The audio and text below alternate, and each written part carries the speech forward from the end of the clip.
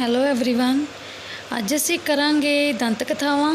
ਦੰਤ ਕਥਾਵਾਂ ਕੀ ਹੁੰਦੀਆਂ ਨੇ ਇਹਨਾਂ ਬਾਰੇ ਅਸੀਂ ਅੱਜ ਪੜਾਂਗੇ।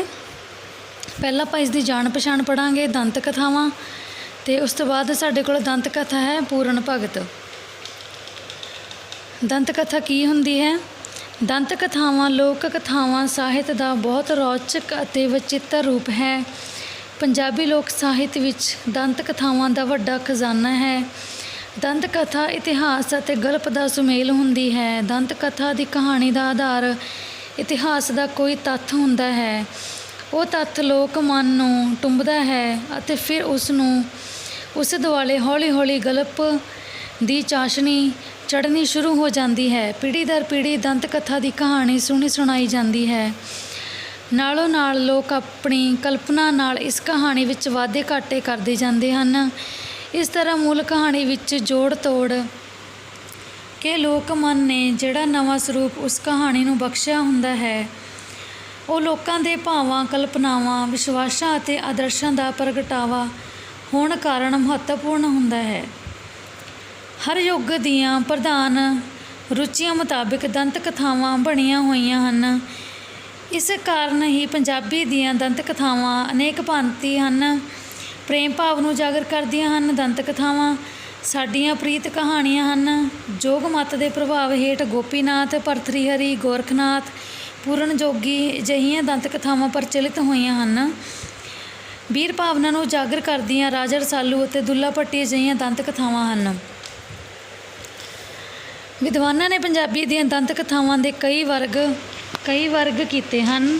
ਆਮ ਪੰਜਾਬੀਆਂ ਵਿੱਚ ਉਹ ਦੰਤ ਕਥਾਵਾਂ ਜ਼ਿਆਦਾ ਹਰਮਨ ਪਿਆਰੀਆਂ ਰਹੀਆਂ ਹਨ ਜਿਨ੍ਹਾਂ ਦੇ ਨਾਇਕਾਂ ਵਿੱਚ ਭਰਪੂਰ ਜੀਵਨ ਸ਼ਕਤੀ, ਜੀਵਨ ਪ੍ਰੇਮ, ਸੰਜਮ, ਸਾਹਸ, ਅਣਖ, ਵੀਰਤਾ ਜਿਹੇ ਗੁਣਾਂ ਦਾ ਸੁਮੇਲ ਹੋਵੇ। ਇਸ ਪਾਠ ਪੁਸਤਕ ਵਿੱਚ ਪੂਰਨ ਭਗਤ, ਰਾਜਾ ਰਸਾਲੂ ਅਤੇ ਦੁੱਲਾ ਭੱਟੀ ਬਾਰੇ ਦੰਤ ਕਥਾਵਾਂ ਨੂੰ ਵੰਨਗੀ ਵਜੋਂ ਸ਼ਾਮਿਲ ਕੀਤਾ ਗਿਆ ਹੈ। ਪੂਰਨ ਭਗਤ ਦੀ ਲੋਕ ਕਥਾ ਪੰਜਾਬ ਦੀ ਹਰਮਨ ਪਿਆਰੀ ਕਥਾ ਹੈ। ਵੱਖ-ਵੱਖ ਸਮਿਆਂ ਵਿੱਚ ਲੇਖਕਾਂ ਨੇ ਇਸ ਕਥਾ ਨੂੰ ਆਪਣੇ ਢੰਗ ਨਾਲ ਬਿਆਨ ਕੀਤਾ ਹੈ। ਪ੍ਰਸਿੱਧ ਕਿੱਸਾਕਾਰ ਕਾਦਰ ਯਾਰ ਉੱਘੇ ਆਧੁਨਿਕ ਕਵੀ ਹੋਏ ਹਨ। ਪੂਰਨ ਸਿੰਘ ਅਤੇ ਸ਼ਿਵ ਕੁਮਾਰ ਦੇ ਨਾਂ ਇਸ ਪੱਖੋਂ ਵਰਣਨਯੋਗ ਹਨ।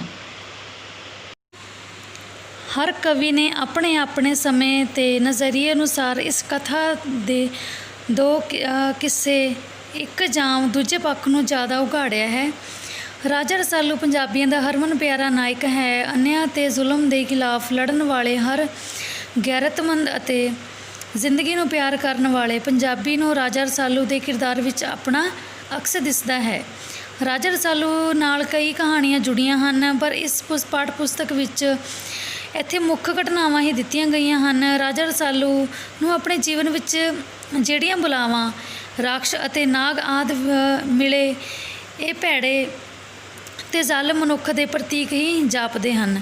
ਕਈ ਪੰਛੀ, ਜਾਨਵਰ ਤੇ ਬਨਸਪਤੀ ਮਨੁੱਖੀ ਪਿਆਰ ਅਤੇ ਹਮਦਰਦੀ ਦੇ ਪੁਤਲੇ ਹਨ। ਇਹਨਾਂ ਨਾਲ ਵਿਚਰਦੇ ਹੋਏ ਰਾਜਾ ਰਸਾਲੂ ਦੀ ਸ਼ਖਸੀਅਤ ਦੇ ਅਨੇਕ ਪਹਿਲੂ ਉਜਾਗਰ ਹੁੰਦੇ ਹਨ।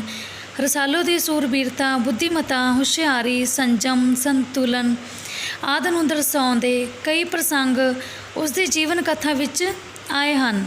ਇਸੇ ਤਰ੍ਹਾਂ ਦੁੱਲਾ ਭੱਟੀ ਪੰਜਾਬੀ ਦੀ ਇੱਕ ਪ੍ਰਸਿੱਧ ਦੰਤ ਕਥਾ ਹੈ। ਇਸ ਦਾ ਸੁਮਾਰ ਪੰਜਾਬ ਦੀ ਵੀਰ ਗਾਥਾਵਾਂ ਵਿੱਚ ਵੀ ਹੁੰਦਾ ਹੈ। ਦੁੱਲਾ ਭੱਟੀ ਪੰਜਾਬੀ ਗੈਰਤ, ਸਵੈਮਾਨ, ਸਾਹਸ ਤੇ ਬਹਾਦਰੀ ਦਾ ਸਰੂਪ ਮੰਨਿਆ ਜਾਂਦਾ ਹੈ। ਪੰਜਾਬੀ ਦਾ ਇਹ ਨਾਇਕ ਮੁਗਲ ਬਾਦਸ਼ਾਹ ਅਕਬਰ ਦੇ ਸਮੇਂ ਹੋਇਆ। ਐਡੀ ਵੱਡੀ ਰਾਜ ਸ਼ਕਤੀ ਨੂੰ ਲਲਕਾਰਨ ਤੇ ਉਸ ਨਾਲ ਮੱਥਾ ਲਾਉਣ ਦਾ ਜੋ ਹੌਸਲਾ ਦੁੱਲਾ ਭੱਟੀ ਨੇ ਵਿਖਾਇਆ ਉਸ ਕਾਰਨ ਉਸ ਦਾ ਨਾਂ ਆਮ ਲੋਕਾਂ ਦੀ ਜ਼ੁਬਾਨ 'ਤੇ ਚੜ੍ਹ ਗਿਆ। ਲੋਕਾਂ ਦਾ ਦਰਦਮੰਦ ਹੋਣ ਕਾਰਨ ਦੁੱਲਾ ਭੱਟੀ ਦਾ ਨਾਂ ਕਈ ਲੋਕ ਗੀਤਾਂ ਦਾ ਸ਼ਿੰਗਾਰ ਵੀ ਬਣਿਆ। ਇਸੀ ਬੱਚੋ ਦੰਤ ਕਥਾ ਦੀ ਜਾਣ ਪਛਾਣ। ਦੰਤ ਕਥਾ ਕਿਸ ਨੂੰ ਕਹਿੰਦੇ ਨੇ ਅੱਗੇ ਆਪਾਂ ਪੜ੍ਹਨੀ ਹੈ। ਆਪਣੇ ਕੋਲ ਦੰਤ ਕਥਾ ਪਹਿਲੀ ਹੈ ਪੂਰਨ ਭਗਤ। ਸ਼ੁਰੂ ਕਰਦੇ ਹਾਂ ਆਪਾਂ। ਪੂਰਨ ਭਗਤ। ਸਿਆਲਕੋਟ ਦਾ ਇੱਕ ਰਾਜਾ ਸੀ ਸਲਵਾਨ। ਉਸ ਦੀਆਂ ਦੋ ਰਾਣੀਆਂ ਸਨ। ਇੱਕ ਦਾ ਨਾਂ ਸੀ ਇਛਰਾ ਅਤੇ ਦੂਜੇ ਦਾ ਨਾਂ ਸੀ ਲੂਣਾ। ਸਲਵਾਨ ਦੇ ਘਰ ਰਾਣੀ ਇਛਰਾ ਦੀ ਕੁੱਖੋਂ ਇੱਕ ਬਾਲਕ ਨੇ ਜਨਮ ਲਿਆ। ਉਸ ਦਾ ਨਾਂ ਪੂਰਨ ਰੱਖਿਆ। ਕਹਿੰਦੇ ਹਨ ਕਿ ਜੋਤਸ਼ੀਆਂ ਨੇ ਰਾਜਾ ਸਲਵਾਨ ਨੂੰ ਇਹ ਭਰਮ ਪਾ ਦਿੱਤਾ ਕਿ 12 ਵਰ੍ਹਿਆਂ ਤੱਕ ਪੂਰਨ ਦਾ ਮੂੰਹ ਵੇਖਣਾ। ਉਸ ਲਈ ਅਸ਼ੁਭ ਹੋਵੇਗਾ। ਇਸ ਕਰਕੇ ਰਾਜਾ ਸਲਵਾਨ ਨੇ ਪੂਰਨ ਨੂੰ 12 ਵਰ੍ਹਿਆਂ ਤੱਕ ਭੋਰੇ ਵਿੱਚ ਰੱਖਣ ਦਾ ਹੁਕਮ ਦੇ ਦਿੱਤਾ। 12 ਵਰ੍ਹੇ ਬੀਤ ਜਾਣ ਪਿੱਛੋਂ ਪੂਰਨ ਭੋਰਿਓਂ ਨਿਕਲ ਕੇ ਆਪਣੇ ਪਿਤਾ ਰਾਜਾ ਸਲਵਾਨ ਨੂੰ ਮਿਲਣ ਲਈ ਗਿਆ। ਰਾਜਾ ਸਲਵਾਨ ਨੇ ਪੂਰਨ ਨੂੰ ਪਿਆਰ ਕਰਦੇ ਹੋਏ ਆਦੇਸ਼ ਦਿੱਤਾ ਕਿ ਹੁਣ ਉਹ ਆਪਣੀਆਂ ਮਾਵਾਂ ਨੂੰ ਮਿਲ ਕੇ ਆਵੇ। ਪਹਿਲਾਂ ਉਹ ਲੂਣਾ ਨੂੰ ਉਸ ਦੇ ਮਹਿਲਾਂ ਵਿੱਚ ਜਾ ਕੇ ਮਿਲੇ ਅਤੇ ਫਿਰ ਰਾਣੀ ਇੱਛਰਾਂ ਨੂੰ। ਆਪਣੇ ਪਿਤਾ ਦੀ ਆਗਿਆ ਅਨੁਸਾਰ ਉਹ ਲੂਣਾ ਨੂੰ ਪ੍ਰਣਾਮ ਕਰਨ ਲਈ ਗਿਆ। ਜਵਾਨ ਹੋਏ ਪੂਰਨ ਦੀ ਸੁੰਦਰਤਾ ਨੂੰ ਵੇਖ ਲੂਣਾ ਦੰਗ ਰਹਿ ਗਈ। ਪੂਰਨ ਉਸ ਤੋਂ ਮਾਂ ਵਾਲਾ ਆਸ਼ੀਰਵਾਦ ਚਾਹੁੰਦਾ ਸੀ, ਪਰ ਲੂਣਾ ਤਾਂ ਉਲਟਾ ਪੂਰਨ ਉੱਤੇ ਮੋਹਿਤ ਹੋ ਚੁੱਕੀ ਸੀ। ਉਹ ਪੂਰਨ ਨੂੰ ਆਪਣੇ ਪੁੱਤਰ ਦੀ ਥਾਂ ਪ੍ਰੇਮੀ ਦੇ ਰੂਪ ਵਿੱਚ ਵੇਖਣ ਲੱਗੀ, ਪਰ ਪੂਰਨ ਦੀਆਂ ਨਜ਼ਰਾਂ ਵਿੱਚ ਉਹ ਲੂਣਾ ਕੇਵਲ ਮਾਂ ਹੀ ਸੀ। ਪੂਰਨ ਨੂੰ ਲੂਣਾ ਦੀ ਇਸ ਸੋਚ ਕਾਰਨ ਭਾਰੀ ਨਿਰਾਸ਼ਾ ਹੋਈ ਅਤੇ ਉਹ ਕਾਹਲੀ ਲੂਣਾ ਦੇ ਮਹਿਲ ਵਿੱਚੋਂ ਨਿਕਲ ਆਇਆ। ਦੂਜੇ ਪਾਸੇ ਲੂਣਾ ਨੂੰ ਬਹੁਤ ਗੁੱਸਾ ਆਇਆ ਕਿ ਪੂਰਨ ਨੇ ਉਸ ਦੀ ਭਾਵਨਾ ਨੂੰ ਠੁਕਰਾ ਦਿੱਤਾ ਹੈ। ਉਸ ਨੇ ਆਪਣੀ ਬੇਇੱਜ਼ਤੀ ਮਹਿਸੂਸ ਕੀਤੀ ਅਤੇ ਉਹ ਉਸ ਤੋਂ ਬਦਲਾ ਲੈਣ ਲਈ ਬੇਚੈਨ ਹੋ ਗਈ। ਲੂਣਾ ਦੇ ਮਹਿਲਾਂ ਵਿੱਚੋਂ ਪੂਰਨ ਦੇ ਵਾਪਸ ਜਾਣ ਪਿੱਛੋਂ ਲੂਣਾ ਨੇ ਇੱਕ ਨਵੀਂ ਸਾਜ਼ਿਸ਼ ਰਚੀ। ਉਸ ਨੇ ਆਪਣੇ ਕੱਪੜੇ ਪਾੜ ਲਏ ਅਤੇ ਵਾਲ ਖਿਲਾਰ ਲਏ ਅਤੇ ਰਾਜਾ ਦੇ ਮਹਿਲੀਂ ਪਰਤਣ ਤੱਕ ਮੰਦਾ ਹਾਲ ਕਰਕੇ ਪੈ ਗਈ। ਰਾਜਾ ਸਲਵਾਨ ਨੇ ਉਸ ਦੇ ਹਾਲੋ ਬੇਹਾਲ ਹੋਣ ਦਾ ਕਾਰਨ ਪੁੱਛਿਆ। ਲੂਣਾ ਨੇ ਝੂਠੀ ਕਹਾਣੀ ਘੜ ਕੇ ਰੋਂਦੇ ਪਿੱਟਦੇ ਹੋਏ ਦੱਸਿਆ ਕਿ ਪੂਰਨ ਮਾਂ ਪੁੱਤਰ ਦੇ ਰਿਸ਼ਤੇ ਦੀ ਮਰਿਆਦਾ ਦਾ ਸਤਿਕਾਰ ਭੁੱਲ ਕੇ ਉਸ ਦੀ ਸੁੰਦਰਤਾ ਵੇਖ ਕੇ ਉਸ 'ਤੇ ਡੁੱਲ ਗਿਆ। ਰਾਜਾ ਸਲਵਾਨ ਨੇ ਲੂਣਾ ਦੀਆਂ ਤੁਹਮਤਾਂ ਨੂੰ ਸੱਚ ਮੰਨ ਲਿਆ ਅਤੇ ਉਸ ਸਮੇਂ ਪੂਰਨ ਨੂੰ ਸੱਦ ਕੇ ਬਿਨਾਂ ਉਸ ਦੀ ਗੱਲ ਸੁਣੇ ਜਲਾਦਾਂ ਦੇ ਹਵਾਲੇ ਕਰਕੇ ਹੁਕਮ ਦੇ ਦਿੱਤਾ ਕਿ ਉਹ ਪੂਰਨ ਨੂੰ ਮਾਰ ਕੇ ਕਿਸੇ ਖੂਹ ਵਿੱਚ ਸੁੱਟ ਦੇਣ। ਰਾਜੇ ਦੇ ਹੁਕਮਾਂ ਦੀ ਪਾਲਣਾ ਕਰਦੇ ਹੋਏ ਜਲਾਦ ਭੋਲੇ ਭਾਲੇ ਪੂਰਨ ਨੂੰ ਫੜ ਕੇ ਲੈ ਗਏ, ਪਰ ਉਹਨਾਂ ਨੂੰ ਪਤਾ ਸੀ ਕਿ ਪੂਰਨ ਨਿਰਦੋਸ਼ ਹੈ। ਉਹਨਾਂ ਨੂੰ ਮਾਸੂਮ ਪੂਰਨ ਉੱਤੇ ਤਰਸ ਆ ਗਿਆ, ਸੋ ਉਹਨਾਂ ਨੇ ਪੂਰਨ ਦੀ ਜਾਨੋਂ ਮਾਰਨ ਦੀ ਥਾਂ ਉਸ ਦੇ ਹੱਥ ਪੈਰ ਕੱਟ ਕੇ ਇੱਕ ਸੁੱਕੇ ਖੂਹ ਵਿੱਚ ਸੁੱਟ ਦਿੱਤਾ।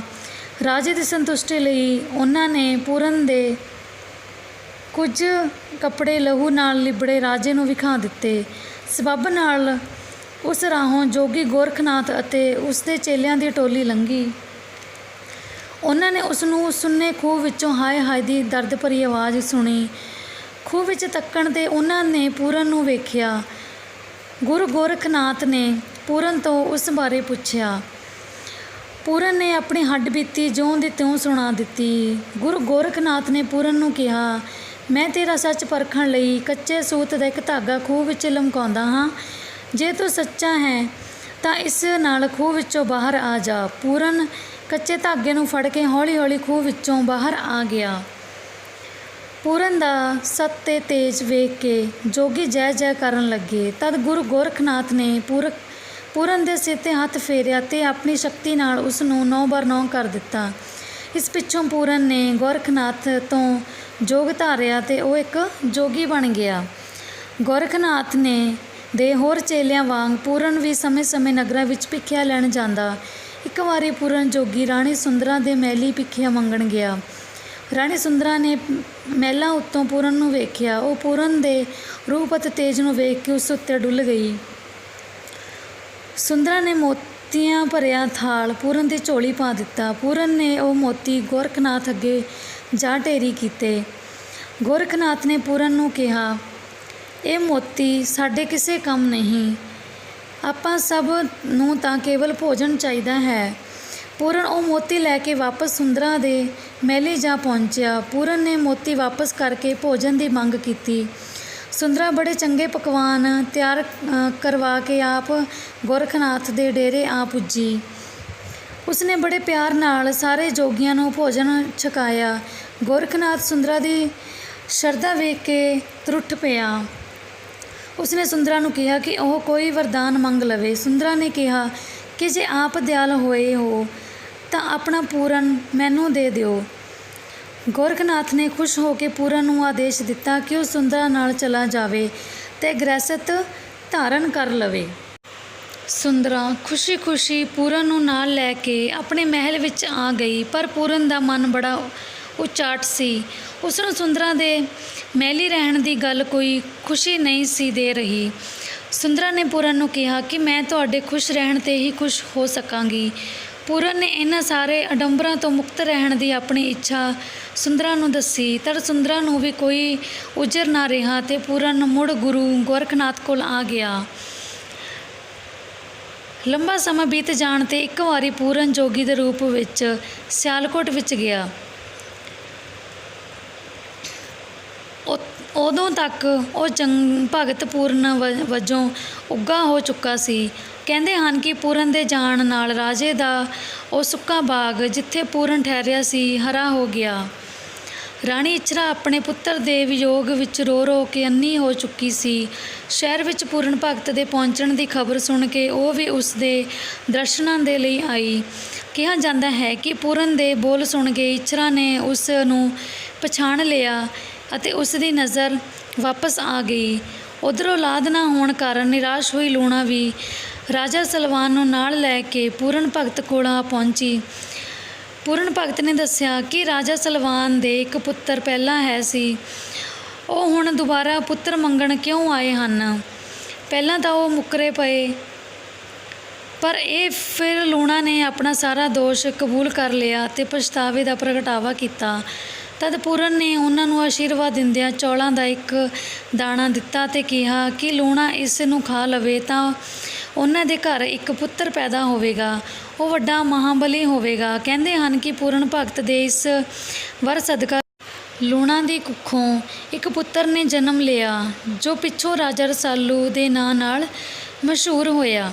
ਇਸ ਮੁਲਾਕਾਤ ਦੌਰਾਨ ਪੂਰਨ ਭਗਤ ਨੇ ਰਾਜਾ ਸਲਵਾਨ ਨੂੰ ਆਪਣੇ ਬਾਰੇ ਦੱਸ ਦਿੱਤਾ। ਇਹ ਜਾਣ ਕੇ ਰਾਜਾ ਸਲਵਾਨ ਨੇ ਪੂਰਨ ਨੂੰ ਆਪਣਾ ਰਾਜ ਸੰਭਾਲਣ ਲਈ ਕਿਹਾ, ਪਰ ਉਹ ਪੂਰਨ ਲਈ ਇਹਨਾਂ ਗੱਲਾਂ ਦਾ ਕੋਈ ਅਰਥ ਨਹੀਂ ਸੀ। ਇਸ ਲਈ ਉਸ ਨੇ ਨਿਮਰਤਾ ਨਾਲ ਕਿਹਾ, ਮੈਂ ਤਾਂ ਹੁਣ ਤਿਆਗੀ ਹਾਂ। ਮਾਇਆ ਦੇ ਇਹਨਾਂ ਬੰਧਨਾਂ ਨਾਲ ਮੈਨੂੰ ਕੋਈ ਮੋਹ ਨਹੀਂ ਹੈ। ਕੁਝ ਦਿਨ ਉੱਥੇ ਰਹਿ ਕੇ ਪੂਰਨ ਇਹ ਅੱਗੇ ਕਹਿੰਦਾ ਅੱਗੇ ਚਲਿਆ ਗਿਆ, ਜੋਗੀ ਚੱਲਦੇ ਭਲੇ ਨਗਰ ਵਸਦੇ ਭਲੇ। ਇਹ ਸੀ ਬੱਚਿਓ ਦੰਤ ਕਥਾ ਜੋ ਕਿ ਆਪਣੇ ਕੋਲ ਸੀ ਪੂਰਨ ਭਗਤ, ਜੋ ਕਿ ਇਤਿਹਾਸ ਅਤੇ ਗਲਪ ਦਾ ਸੁਮੇਲ ਹੁੰਦੀ ਹੈ। ਅਤੇ ਇਹ ਬੱਚਿਓ ਇਤਿਹਾਸ ਦਾ ਇੱਕ ਤੱਥ ਹੁੰਦਾ ਹੈ ਜੋ ਸੱਚਾਈ 'ਤੇ ਆਧਾਰਿਤ ਹੁੰਦਾ ਹੈ, ਜੋ ਲੋਕਾਂ ਦੇ ਮਨ ਨੂੰ ਟੁੰਬਦਾ ਹੈ ਅਤੇ ਹੌਲੀ ਹੌਲੀ ਇਸ ਵਿੱਚ ਜੋ ਹੈ ਲੋਕਾਂ ਦੇ ਮਨਾਂ ਦੇ ਉੱਪਰ ਇਹ ਅਸਰ ਕਰਦਾ ਹੈ ਅਤੇ ਸਿੱਖਿਆ ਦਿੰਦਾ ਹੈ। ਇਹ ਸੀ ਸਾਡੇ ਕੋਲ ਦੰਤ ਕਥਾ ਪੂਰਨ ਭਗਤ। ਤੁਸੀਂ ਇਸ ਦੇ ਕੁਐਸਚਨ ਆਨਸਰ ਕਰਨੇ ਨੇ ਫਿਰ ਕਾਪੀ 'ਤੇ।